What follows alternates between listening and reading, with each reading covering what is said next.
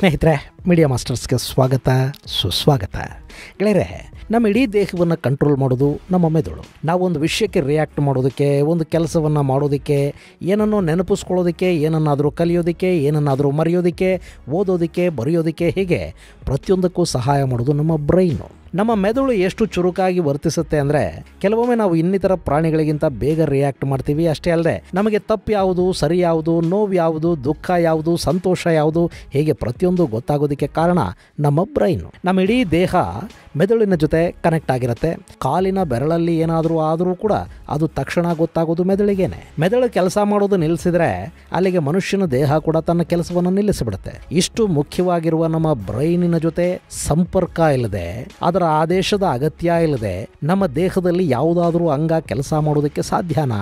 ಯಾಕೆ ಸಾಧ್ಯ ಇಲ್ಲ? ಅಂಥದ್ದೊಂದು ಭಾಗ ಕೂಡ ದೇಹದಲ್ಲಿದೆ. ಹೀಗಾಗಿನೇ ನಮ್ಮ ದೇಹದಲ್ಲಿ ಎರಡೆರಡು ಮೆದುಳುಗಳಿವೆ ಅಂತ ಹೇಳೋದು. ಹಾಗಾದ್ರೆ ಯಾವುದು ಆ ಎರಡನೇ ಮೆದುಳು? ಅದರ ವಿಶೇಷತೆ ಏನು? ಅದು ಎಲ್ಲಿರುತ್ತೆ? ಅದು ಹೇಗೆ ಕೆಲಸ ಮಾಡುತ್ತೆ? ಅದನ್ನು ಹಾಗೆ ಯಾಕೆ ಕರೀತಾರೆ ಅನ್ನೋದ್ರ ಬಗ್ಗೆ ಒಂದಷ್ಟು ಮಾಹಿತಿಯನ್ನ ನಾವಿಲ್ಲಿ ನೋಡೋಣ.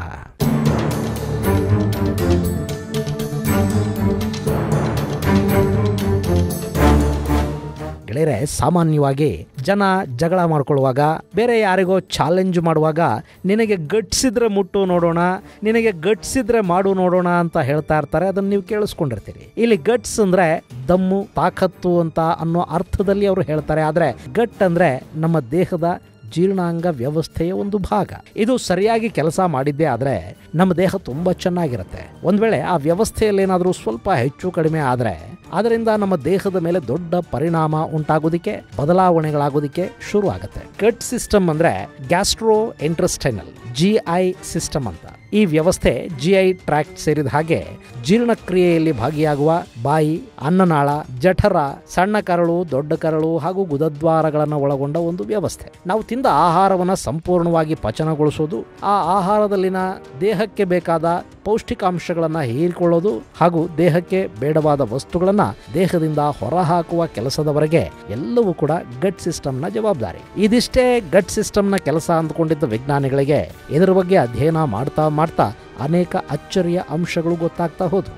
ಅದರಲ್ಲಿ ಅತ್ಯಂತ ಪ್ರಮುಖ ಅಂಶ ಅಂದ್ರೆ ಈ ಗಟ್ ಸಿಸ್ಟಮ್ ಇದೆಯಲ್ಲ, ಇದು ಮನುಷ್ಯನ ದೇಹದ ಎರಡನೇ ಮೆದುಳು ಅನ್ನೋದು. ಗೆಳೆಯರೆ, ಗಟ್ ಸಿಸ್ಟಮ್ ಅಲ್ಲಿ ಲಕ್ಷಾಂತರ ನ್ಯೂರಾನ್ ಅಥವಾ ನರಕೋಶಗಳು ಕೂಡ ಕಂಡು ಬರುತ್ತವೆ. ಸಾಮಾನ್ಯವಾಗಿ ನಮ್ಮ ಬ್ರೈನ್ ನಲ್ಲಿ ನರಕೋಶಗಳಿರುತ್ತವೆ ಅಂತ ನಮಗೆ ಗೊತ್ತು. ಆದರೆ ಮೆದುಳನ್ನು ಬಿಟ್ಟು ಈ ಗಟ್ ವ್ಯವಸ್ಥೆಯಲ್ಲಿ ಕೂಡ ನರಕೋಶಗಳು ಕಂಡು ಬರುತ್ತವೆ. ಸುಮಾರು 10 ರಿಂದ 60 ಕೋಟಿ ನರಕೋಶಗಳು ನಮ್ಮ ಗಟ್ ವ್ಯವಸ್ಥೆಯಲ್ಲಿವೆ ಅಂತ ವಿಜ್ಞಾನಿಗಳು ಹೇಳ್ತಾ ಇದ್ದಾರೆ. ಇನ್ನು ನಮ್ಮ ಮೆದುಳಲ್ಲಿ 8600 ಕೋಟಿ ನರಕೋಶಗಳು ಕಂಡು ಬರುತ್ತವೆ ಅನ್ನೋದು ಮತ್ತೊಂದು ವಿಶೇಷ.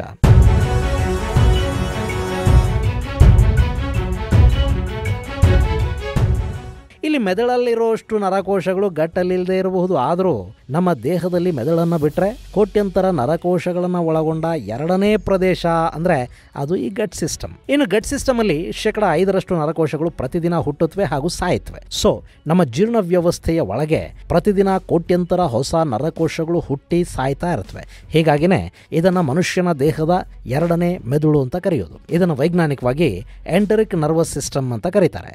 ಎಂಟರಿಕ್ ಅಂದ್ರೆ ಕರುಳಿಗೆ ಸಂಬಂಧಪಟ್ಟಿದ್ದು ಅಂತ. ಮೆದುಳಿನ ಜೊತೆ ಭೌತಿಕವಾಗಿ ಹಾಗೂ ಜೀವರಾಸಾಯನಿಕವಾಗಿ ಸಂಪರ್ಕವನ್ನು ಹೊಂದಿರುವ ಈ ಎರಡನೇ ಮೆದುಳು ನಮ್ಮ ಭಾವನೆಗಳ ಮೇಲೆ ಕೂಡ ಒಂದಷ್ಟು ಪ್ರಭಾವವನ್ನು ಬೀರುತ್ತೆ. ಅಷ್ಟೇ ಅಲ್ಲ, ಈ ಗಟ್ ವ್ಯವಸ್ಥೆ ಮೆದುಳಿನ ಸಹಾಯ ಅಥವಾ ಅದರ ಕಮಾಂಡ್ ಇಲ್ಲದೆ ಕೂಡ ತನ್ನಷ್ಟಕ್ಕೆ ತಾನು ಕೆಲಸ ಮಾಡುವ ಸಾಮರ್ಥ್ಯವನ್ನು ಹೊಂದಿರುವ ದೇಹದ ಏಕೈಕ ವ್ಯವಸ್ಥೆ. ಇಲ್ಲಿ ನಮ್ಮ ಹೃದಯ ಕೆಲಸ ಮಾಡಬೇಕು ಅಂದ್ರೆ ಅದಕ್ಕೆ ಮೆದುಳಿನಿಂದ ಸಂದೇಶ ಬರಬೇಕು. ನಾವು ಒಬ್ಬರು ಮಾತಿಗೆ ತಲೆ ಆಡಿಸಬೇಕು ಅಂದ್ರು, ಅದಕ್ಕೆ ಮತ್ತೊಂದು ಮಾತನ್ನ ಹೇಳಬೇಕು ಅಂದ್ರೂ ಕೂಡ ನಮ್ಮ ಮೆದುಳು ಪ್ರತಿಕ್ರಿಯೆ ಕೊಡುವಂತ ಸಂದೇಶವನ್ನು ಕೊಡಬೇಕು. ಹೀಗೆ ನಮ್ಮ ದೇಹದ ಪ್ರತಿಯೊಂದು ಅಂಗವೂ ಮೆದುಳಿನ ಕಮಾಂಡ್ಗೆ ತಕ್ಕ ಹಾಗೆ ಕೆಲಸ ಮಾಡುತ್ತೆ. ಆದ್ರೆ ಗಟ್ ಸಿಸ್ಟಮ್ ಇದೆಯಲ್ಲ, ಇದು ಮಾತ್ರ ತನ್ನಿಷ್ಟಕ್ಕೆ ತಾನು ಕೆಲಸ ಮಾಡುವ ಸಾಮರ್ಥ್ಯವನ್ನು ಹೊಂದಿದೆ ಅನ್ನೋದು ಸಂಶೋಧಕರು ಹೇಳ್ತಾ ಇರೋ ಮಾತು. ನಾವು ಸೇವಿಸಿದ ಆಹಾರ ನಮ್ಮ ಕರುಳನ್ನ ಸೇರಿ ಅಲ್ಲಿಂದ ಮುಂದಕ್ಕೆ ಹೋಗಿ ಪಚನವಾಗಿ ನಮ್ಮ ದೇಹಕ್ಕೆ ಬೇಕಾಗುವ ಪೌಷ್ಟಿಕಾಂಶಗಳನ್ನ ನಮಗೆ ಕೊಡುವುದರ ಜೊತೆಗೆ ವೇಸ್ಟ್ ಬಿಡುಗಡೆಯಾಗುವ ತನಕ ಯಾವುದೇ ಕೆಲಸವನ್ನು ಕೂಡ ಮೆದುಳು ಸಂಪೂರ್ಣವಾಗಿ ನಿಯಂತ್ರಿಸೋದಿಲ್ಲ.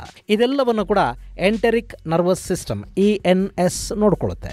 ಈ ಮೂಲಕ ದೇಹದ ಇತರ ಅಂಗಗಳಿಗಿಂತ ಗಟ್ ವ್ಯವಸ್ಥೆ ಭಿನ್ನವಾಗಿ ಗುರುತಿಸಿಕೊಳ್ಳುತ್ತೆ. ಇದರ ಜೊತೆಗೆ ಇದರಲ್ಲಿರುವ ಕೋಟ್ಯಂತರ ನರಕೋಶಗಳು ನಮ್ಮ ದೇಹದ ಭಾವನೆಗಳ ಮೇಲೆ ಕೂಡ ಪ್ರಭಾವ ಬೀರುತ್ತವೆ ಅಂತ ಹೇಳ್ತಾರೆ. ಸ್ನೇಹಿತರೆ, ನಿಮಗೆ ಗೊತ್ತಿರಬೇಕು, ನಮ್ಮ ದೇಹದಲ್ಲಿ ಕೋಟ್ಯಂತರ ಬ್ಯಾಕ್ಟೀರಿಯಾಗಳು, ವೈರಸ್ಸುಗಳಿವೆ. ಅವುಗಳಲ್ಲಿ ಒಂದಷ್ಟು ನಮ್ಮ ದೇಹಕ್ಕೆ ಬೇಡವಾದ ಶತ್ರು ಅನ್ನಿಸ್ಕೊಳ್ಳುವ ಬ್ಯಾಕ್ಟೀರಿಯಾ, ವೈರಸ್ಸುಗಳಾದರೆ ಮತ್ತಷ್ಟು ನಮಗೆ ಸಹಾಯ ಮಾಡುವ ಮಿತ್ರ ಬ್ಯಾಕ್ಟೀರಿಯಾಗಳು, ಮಿತ್ರ ವೈರಸ್ಸುಗಳು ಕೂಡ ನಮ್ಮ ದೇಹದಲ್ಲಿ ಇರುತ್ತವೆ. ಇನ್ನು ನಮ್ಮ ಗಟ್ ಸಿಸ್ಟಮಲ್ಲಿ ಕೂಡ ಕೋಟ್ಯಂತರ ಬ್ಯಾಕ್ಟೀರಿಯಾ ಹಾಗೂ ವೈರಸ್ಸುಗಳಿವೆ. ಅವಕ್ಕೆ ಗಟ್ ಮೈಕ್ರೋಬ್ಸ್ ಅಂತ ಕರೀತಾರೆ. ಮನುಷ್ಯ ಹುಟ್ಟಿದ ಆರಂಭದಿಂದಲೂ ನಮ್ಮ ಗಟ್ ವ್ಯವಸ್ಥೆಯಲ್ಲಿರುವ ಈ ಗಟ್ ಮೈಕ್ರೋಬ್ಗಳು ಪ್ರತಿಯೊಬ್ಬ ಮನುಷ್ಯನಲ್ಲೂ ಬೇರೆ ಬೇರೆ ರೀತಿಯಾಗಿ ಕಾಣಿಸ್ಕೊಳ್ಳುತ್ತವೆ. ಈ ಮೈಕ್ರೋಬ್ಗಳು ನಮ್ಮ ಆಹಾರವನ್ನು ಜೀರ್ಣ ಮಾಡುವುದರ ಜೊತೆಗೆ ನಮ್ಮ ಚಯಾಪಚಯ ಪ್ರಕ್ರಿಯೆಯನ್ನು ನಿಯಂತ್ರಿಸುತ್ತವೆ. ಹಾಗೆ ಕಾಯಿಲೆಗಳ ವಿರುದ್ಧ ಹೋರಾಟವನ್ನೂ ಮಾಡುತ್ತವೆ. ಇದರ ಜೊತೆಗೆ ಮೆದುಳಿನ ಜೊತೆಗೆ ಸಂಪರ್ಕವನ್ನು ಕೂಡ ಹೊಂದುವ ಮೂಲಕ ನಮ್ಮ ಭಾವನೆಗಳ ಮೇಲೆ ಪ್ರಭಾವ ಬೀರೋದಕ್ಕೆ ಈ ಮೈಕ್ರೋಬ್ಗಳು ಕಾರಣ ಅಂತ ಕೂಡ ಸಂಶೋಧಕರು ಹೇಳ್ತಾ ಇದ್ದಾರೆ.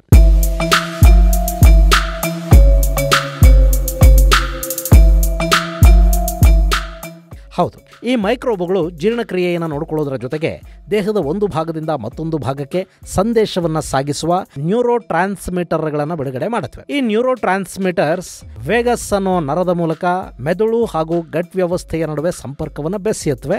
ಇನ್ನು ಈ ಗಟ್ ಬ್ಯಾಕ್ಟೀರಿಯಾಗಳು ರಿಲೀಸ್ ಮಾಡೋ ನ್ಯೂರೋ ಟ್ರಾನ್ಸ್ಮಿಟರ್ಗಳಲ್ಲಿ ಅತ್ಯಂತ ಪ್ರಮುಖವಾದದ್ದು ಸೆರೋಟೋನಿನ್. ಈ ಸೆರೋಟೋನಿನ್ ಅನ್ನ ಸಂತೋಷದ ಹಾರ್ಮೋನ್ ಅಂತ ಕರೀತಾರೆ. ಇದು ಮನುಷ್ಯನ ನಿದ್ದೆ, ಜೀರ್ಣಕ್ರಿಯೆ, ಮೂಳೆಗಳ ಆರೋಗ್ಯದ ಮೇಲೆ ಕೂಡ ಪ್ರಭಾವ ಬೀರುತ್ತೆ. ನಮ್ಮ ದೇಹದಲ್ಲಿ 90% ಸೆರೋಟೋನಿನ್ ಗಟ್ಟಲ್ಲಿ ಉತ್ಪಾದನೆ ಆಗುತ್ತೆ. ಇನ್ನುಳಿದ 10% ಮಾತ್ರ ಮೆದುಳಲ್ಲಿ ರಿಲೀಸ್ ಆಗುತ್ತೆ. ಹಾಗೆ ಮತ್ತೊಂದು ಹ್ಯಾಪಿ ಹಾರ್ಮೋನ್ ಆಗಿರುವ ಡೋಪಮಿನ್ ಕೂಡ 50% ಬಿಡುಗಡೆ ಆಗೋದು ಇದೇ ಗಟ್ ಸಿಸ್ಟಮ್ ಅಲ್ಲಿ ಅಂತ ಹೇಳ್ತಾರೆ.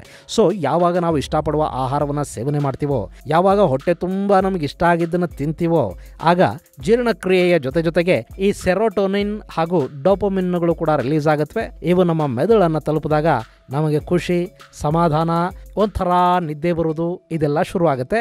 ಹಾಗೆ ನಮ್ಮ ಹೊಟ್ಟೆ ಖಾಲಿ ಇದ್ದಾಗ ಈ ಸಂತೋಷಕ್ಕೆ ಕಾರಣವಾಗುವ ಹಾರ್ಮೋನುಗಳ ಸಂಖ್ಯೆ ಕಡಿಮೆ ಆಗುತ್ತೆ. ಹೀಗಾಗಿ ಮನಸ್ಸಿಗೇನೋ ಕಿರಿಕಿರಿ, ಸಿಟ್ಟು, ಅಸಮಾಧಾನ ಇವೆಲ್ಲ ಶುರುವಾಗುತ್ತವೆ. ಸೊ ಈ ಮೂಲಕ ನಮ್ಮ ಸಂತೋಷ, ಸಿಟ್ಟಿನ ಮೇಲೆ ನಮ್ಮ ಎರಡನೇ ಮೆದುಳು ನಿಯಂತ್ರಣವನ್ನು ಸಾಧಿಸುತ್ತೆ.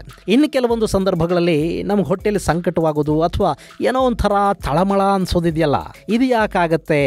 ಅದು ಗೊತ್ತಾಗಬೇಕು ಅಂದರೆ ನಾವು ನಮ್ಮ ಮೆದುಳಿನ ಬಗ್ಗೆ ಕೂಡ ಸ್ವಲ್ಪ ತಿಳ್ಕೋಬೇಕು. ಗೆಳೆಯರೆ, ನಮ್ಮ ಮೆದುಳಲ್ಲಿ ಕಾನ್ಷಿಯಸ್ ಮೈಂಡ್ ಹಾಗೂ ಸಬ್ ಕಾನ್ಷಿಯಸ್ ಮೈಂಡ್ ಅಂತ ಎರಡಿರುತ್ತವೆ. ಕಾನ್ಷಿಯಸ್ ಮೈಂಡ್ ಇದೆಯಲ್ಲ, ಇದು ಮಾಡೋ ಕೆಲಸಕ್ಕಿಂತ ನಮ್ಮ ಸಬ್ ಕಾನ್ಷಿಯಸ್ ಮೈಂಡ್ ಮಾಡೋ ಕೆಲಸ ತುಂಬಾನೇ ಹೆಚ್ಚು. ನಾವು ಎಚ್ಚರವಾಗಿದ್ದ ಸಂದರ್ಭದಲ್ಲಿ ಏನನ್ನ ಯೋಚಿಸ್ತೀವಿ, ಏನು ಮಾಡ್ತಾ ಇರ್ತೀವಿ, ಇದನ್ನ ನಮ್ಮ ಕಾನ್ಷಿಯಸ್ ಮೈಂಡ್ ಕಂಟ್ರೋಲ್ ಮಾಡಿದರೆ ನಾವು ಬಾಲ್ಯದಲ್ಲಿ ಕಲಿತದ್ದನ್ನ, ನಮ್ಮ ಕಾನ್ಷಿಯಸ್ ಮೈಂಡಿನ ಅರಿವಿಗೆ ಹೆಚ್ಚು ಬಾರದ ಘಟನೆಗಳನ್ನ, ನಮ್ಮ ಸುತ್ತಮುತ್ತ ನಡೆಯುವ ಪ್ರತಿಯೊಂದು ಅಂಶವನ್ನ ನಮ್ಮ ನೆನಪಿನ ಅಂಗಳದಲ್ಲಿ ಹಿಡಿದಿಟ್ಟುಕೊಳ್ಳೋದು ಈ ಸಬ್ ಕಾನ್ಷಿಯಸ್ ಮೈಂಡ್. ಉದಾಹರಣೆಗೆ, ಸುಮ್ಮನೆ ಇದ್ದಾಗ ಯಾವುದೋ ನೆನಪು ತಲೆಯಲ್ಲಿ ಬರುತ್ತೆ.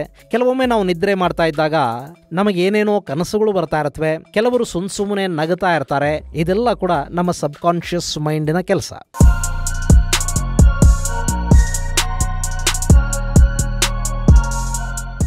ನಾವು ಯಾವಾಗಲೂ ಬಾಲ್ಯದಲ್ಲಿ ಮರ ಹತ್ತೋದನ್ನ, ಈಜಾಡೋದನ್ನ, ಸೈಕಲ್ ತುಳಿಯೋದನ್ನ ಇದೆಲ್ಲವನ್ನ ಕಲ್ತಿರ್ತೀವಿ ನೋಡಿ. ಇವೆಲ್ಲವನ್ನ ನಾವು ನಿರಂತರವಾಗಿ ಪ್ರಾಕ್ಟೀಸ್ ಮಾಡದೇ ಇದ್ರೂ ಕೂಡ ನಮ್ಮ ವೃದ್ಧಾಪ್ಯದಲ್ಲೂ ಇವು ನಮಗೆ ಮರೆತೇನು ಹೋಗಿರೋದಿಲ್ಲ. ಇದನ್ನ ಸಂಪೂರ್ಣವಾಗಿ ನೆನಪಿಟ್ಟುಕೊಳ್ಳೋದು ನಮ್ಮ ಸಬ್ ಕಾನ್ಷಿಯಸ್ ಮೈಂಡ್. ಈ ಸಬ್ ಕಾನ್ಷಿಯಸ್ ಮೈಂಡ್ ತನ್ನಲ್ಲಿರುವ ಸಂಪೂರ್ಣ ಮಾಹಿತಿಯ ಒಂದು ಬ್ಯಾಕಪ್ ಕಾಪಿಯನ್ನ ಗಟ್ ಸಿಸ್ಟಮ್ಗೆ ಕಳುಹಿಸುತ್ತೆ ಅಂತ ಹೇಳ್ತಾರೆ. ಈ ಮೂಲಕ ಅಲ್ಲಿರೋ ನರಕೋಶಗಳು, ನ್ಯೂರೋ ಟ್ರಾನ್ಸ್ಮಿಟರ್ಗಳು ಕೆಲವೊಂದು ಸಂದರ್ಭಗಳಲ್ಲಿ ಸ್ಪಂದಿಸೋದಕ್ಕೆ ಶುರು ಮಾಡುತ್ತವೆ. ಯಾಕೆಂದರೆ ಗಟ್ಟಲ್ಲಿ ನಮ್ಮ ಜೀವನಕ್ಕೆ ಸಂಬಂಧಿಸಿದ ಎಲ್ಲ ಮಾಹಿತಿಯು ಸ್ಟೋರ್ ಆಗಿರುತ್ತೆ. ಹೀಗಾಗಿನೇ ಕೆಲ ಸಂದರ್ಭಗಳಲ್ಲಿ ಮೆದುಳು ಪ್ರತಿಕ್ರಿಯಿಸುವ ಮುನ್ನಾನೇ ಹೊಟ್ಟೆ ಮುನ್ಸೂಚನೆಯನ್ನು ನೀಡುತ್ತೆ. ಇದನ್ನೇ ನಾವು ಗಟ್ ಫೀಲಿಂಗ್ ಅಂತ ಕರೆಯೋದು. ಹೀಗೆ ಮೆದುಳಿನ ಜೊತೆ ಗಟ್ ವ್ಯವಸ್ಥೆ ಸಂಬಂಧ ಹೊಂದಿರೋದು ಗೊತ್ತಾದ ಬಳಿಕ ಮೆದುಳಿನ ವೈದ್ಯರು ಗಟ್ ವ್ಯವಸ್ಥೆ ಬಗ್ಗೆ ಕೂಡ ಅಧ್ಯಯನ ಮಾಡ್ತಾ ಇದ್ದಾರೆ. ಯಾಕೆಂದ್ರೆ ಈಗಾಗಲೇ ಹೇಳಿದ ಹಾಗೆ ಗಟ್ ವ್ಯವಸ್ಥೆ ನಮ್ಮ ಭಾವನೆಗಳ ಮೇಲೆ ಪ್ರಭಾವ ಬೀರೋದ್ರಿಂದ ಅಲ್ಲಿನ ಕೆಲ ಸಮಸ್ಯೆಗಳು ಕೂಡ ವ್ಯಕ್ತಿಯೊಬ್ಬನ ಮಾನಸಿಕ ಆರೋಗ್ಯದ ಮೇಲೆ ಪರಿಣಾಮ ಬೀರುವ ಸಾಧ್ಯತೆಗಳಿರುತ್ತವೆ. ಹೀಗಾಗಿನೇ ಮೆದುಳಿನ ವೈದ್ಯರು ಈಗ ಗಟ್ ಬಗ್ಗೆ ಹೆಚ್ಚಿನ ಅಧ್ಯಯನ ಮಾಡೋದಕ್ಕೆ ಮುಂದಾಗ್ತಾ ಇದ್ದಾರೆ. ಸೊ ನೀವು ಕೂಡ ನಿಮ್ಮ ಫಿಸಿಕಲ್ ಹಾಗೂ ಮೆಂಟಲ್ ಹೆಲ್ತ್ ಅನ್ನ ಆರೋಗ್ಯವಾಗಿ ಇಟ್ಕೋಬೇಕು ಅಂದ್ರೆ ನಿಮ್ಮ ಗಟ್ ವ್ಯವಸ್ಥೆಯನ್ನ ಸರಿಯಾಗಿ ಇಟ್ಕೊಳ್ಳೋದು ಅತ್ಯಂತ ಮುಖ್ಯ ಆಗುತ್ತೆ. ನಿಮ್ಮ ಗಟ್ಟಿಗೆ ಕಸ ತುಂಬುವುದನ್ನು ಬಿಟ್ಟು ಆರೋಗ್ಯಕರ ಆಹಾರ ಸೇವನೆ, ಉತ್ತಮ ನಿದ್ರೆ, ಚೆನ್ನಾಗಿ ನೀರು ಕುಡಿಯೋದು, ನಿರಂತರ ದೈಹಿಕ ಚಟುವಟಿಕೆಗಳ ಮೂಲಕ ಗಟ್ ಆರೋಗ್ಯವನ್ನ ಗಟ್ಟಿಯಾಗಿ ಇಟ್ಕೋಬಹುದು. ಹೀಗೆ ನಮ್ಮ ಜೀರ್ಣ ವ್ಯವಸ್ಥೆಯನ್ನ ಚೆನ್ನಾಗಿ ಇಟ್ಕೊಂಡ್ರೆ ನಮ್ಮ ದೈಹಿಕ ಮತ್ತು ಮಾನಸಿಕ ಆರೋಗ್ಯಗಳೆರಡೂ ಕೂಡ ತುಂಬಾ ಚೆನ್ನಾಗಿರುತ್ತವೆ. ಇದು ಗೆಳೆಯರೆ ನಮ್ಮ ದೇಹದ ಎರಡನೇ ಮೆದುಳು ಹಾಗೂ ಅದು ನಮ್ಮ ಭಾವನೆಗಳ ಮೇಲೆ ಹೇಗೆ ಪ್ರಭಾವ ಬೀರುತ್ತೆ ಅನ್ನೋದರ ಕುರಿತಾದ ಒಂದಷ್ಟು ಮಾಹಿತಿ. ಮುಂದಿನ ಸಂಚಿಕೆಯಲ್ಲಿ ಮತ್ತಷ್ಟು ವಿಶೇಷಗಳ ಜೊತೆ ಮತ್ತೆ ಭೇಟಿಯಾಗೋಣ. ಅಲ್ಲಿವರೆಗೆ ಜೈ ಹಿಂದ್, ಜೈ ಕರ್ನಾಟಕ.